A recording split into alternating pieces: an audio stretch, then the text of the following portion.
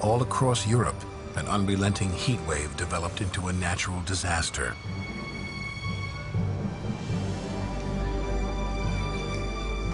Paris tends to empty in the summer.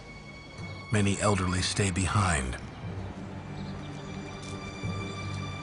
Nobody could have anticipated the danger they'd be in.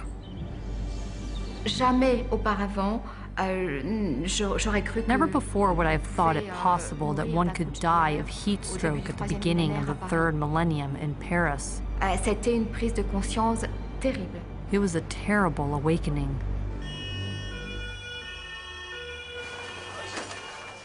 Emergency room doctors were the first to realize something was terribly wrong. Vers le 6, 7, 8 août. Around the 6th, 7th, 8th of August, we started getting red flag warnings. Les malades arrivaient et The mouraient. patients arrived and died from heat. This was not a pathology we used to be faced with. Emergency room Dr. Patrick Pelloux quickly realizes the heat wave is turning into a catastrophe. Vous avez une telle vague de chaleur. You had such a heat wave comparable to a flamethrower igniting an entire area. Le nombre de personnes qui sont mortes dans la nuit du 10 The number of people who died on the night of August 10 is between 2,500 and 3,000. The city's distinctive metal roofs were designed for an earlier era to protect against winter chill.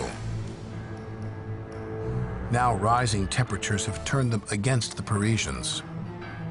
À Paris, les toits sont faits. In Paris, the roofs are made of tin. L'intérieur des Inside, the houses became a real oven.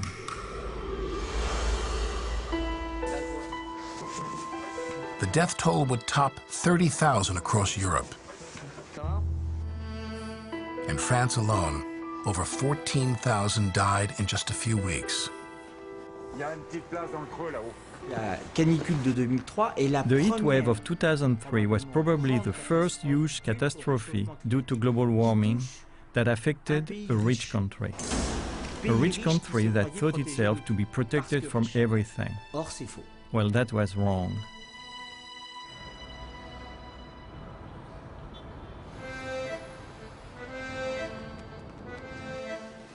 If global warming increases to 3 degrees, it won't be the end of all life in Paris.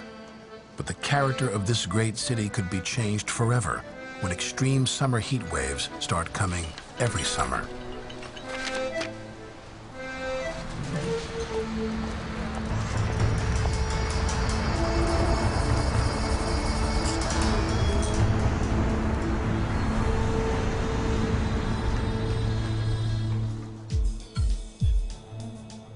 During the heat wave of 2003, another little-noticed phenomenon among Europe's trees and plants was unfolding, a kind of vegetation backlash. Photosynthesis was breaking down. Under normal conditions, plants and trees are a first line of defense against greenhouse gases, absorbing CO2, then converting it into oxygen and releasing it back into the atmosphere. But in the extreme heat that summer, some plants retained oxygen, releasing CO2 into the atmosphere instead. Philippe Sieyès, a carbon cycle scientist, noticed unusually high levels of CO2 in satellite images of Paris. We saw a large release of atmospheric carbon dioxide to the air from the vegetation. The trees were not able to take CO2 like they normally do, but they were releasing CO2, outgassing CO2 to the atmosphere. What happens to the biosphere if one of the planet's most important mechanisms for converting CO2 into oxygen stops working on a regular basis? Possible answers are emerging here at England's Hadley Centre, one of the world's foremost facilities for forecasting where our climate could be headed.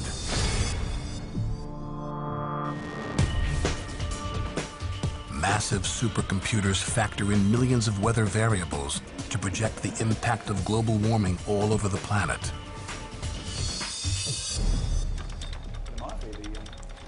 trying to peer decades into the future keeps climate modelers at their desks over time. Tea and coffee? One of their toughest challenges is calculating the effect of +3-degree warming on the Amazon rainforest, where 20% of the world's oxygen is produced.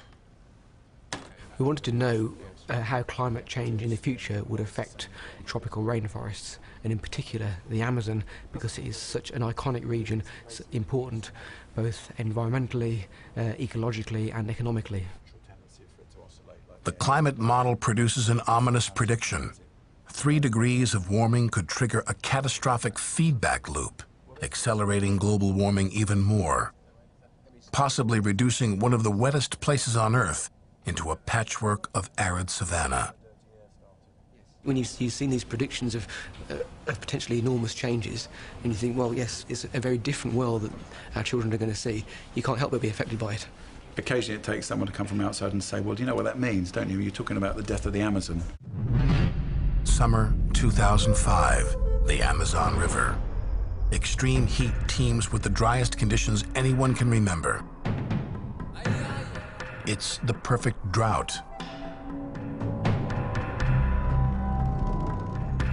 Few can recall a time on the mightiest river in the world when its tributaries ran dry, not low, dirt dry.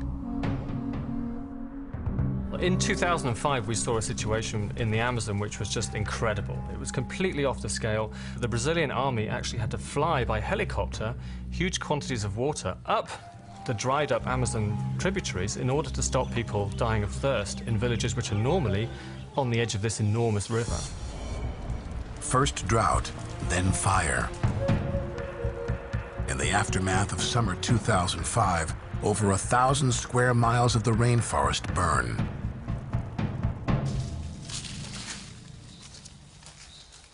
In the upper Xingu Park, the Kaseji tribe is on the front lines as the battle escalates. A fierce warrior tribe, they now face an invisible new enemy, one that could destroy their forest.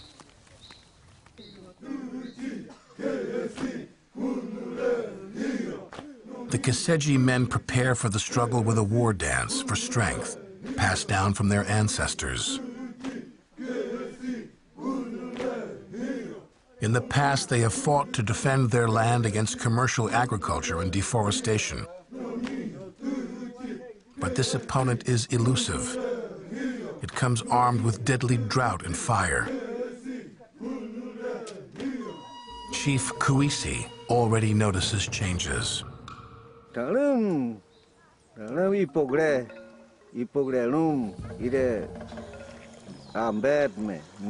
We used to be able to look at the stars, at the Milky Way, and know exactly when the rains would come for planting. But we cannot see any reliable pattern anymore. They do not come. The Kaseji rely on the river, the rains, and the forest for their survival. Trees help generate 50% of the water for rainfall in the Amazon. As more forest is lost, the very source of the Amazon's rainfall diminishes. For every tree that we lose, we're making one more incremental step towards a scenario of drought and fire in the region. Ecologist Daniel Nepstad has been studying the Amazon for over 25 years and sees global warming and deforestation pushing the region toward a tipping point. We think that maybe as early as 20 years from now, we're going to see what we call positive feedbacks kick in, these vicious cycles of drought leading to fire, leading to more drought. And that's much sooner, of course, than the climate models are giving us.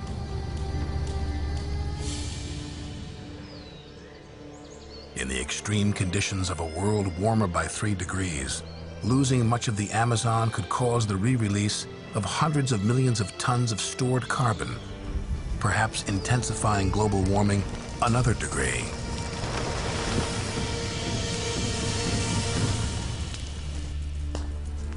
If we get to 30 years from now and the Amazon is brushland, I think I would look back and say we had a chance to save one of the world's great treasures.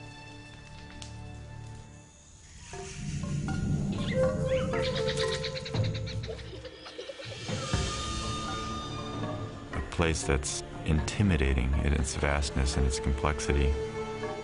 And it's so grand in scale that it really is reaching its influence around the entire planet. Everyone in the world in some way is tied to this ecosystem. And I think in looking back, I'd say we had a chance and we blew it. Humanity had a chance.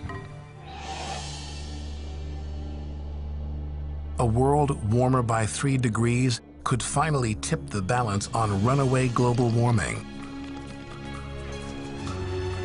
Nothing in our past prepares us for these extreme conditions. A time when the rare 100-year storm becomes a common event.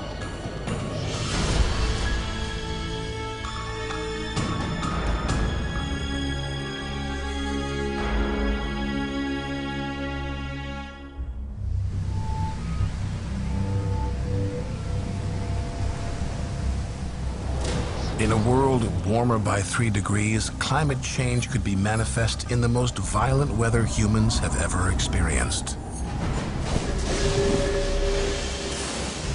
People don't yet realize the changes that we're talking about could really lead to a different planet.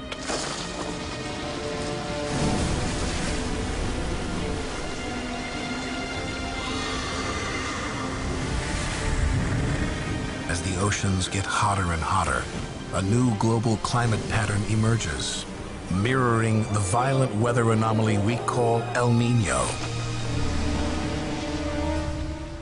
But in a 3-degree world, those extreme conditions could become the status quo.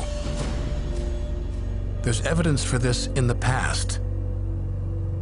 Back in the Pliocene, for example, when it was about 3 degrees warmer than it is now, the whole ocean circulation pattern in the Pacific was different, and there was essentially a permanent El Niño. Normally, the trade winds drive warm ocean currents toward the western Pacific, leaving cold, nutrient-rich waters along the coast of South America. El Niño turns that system upside down. The first signs are wild fluctuations in air pressure. The trade winds weaken and completely change direction. Warm water spreads east across the Pacific. Torrential rains and flooding strike coastal South America. Indonesian rainforests and Australian farmland experience extreme drought conditions. And many climate models include another troubling forecast. Continued warming could turbocharge a new generation of superstorms.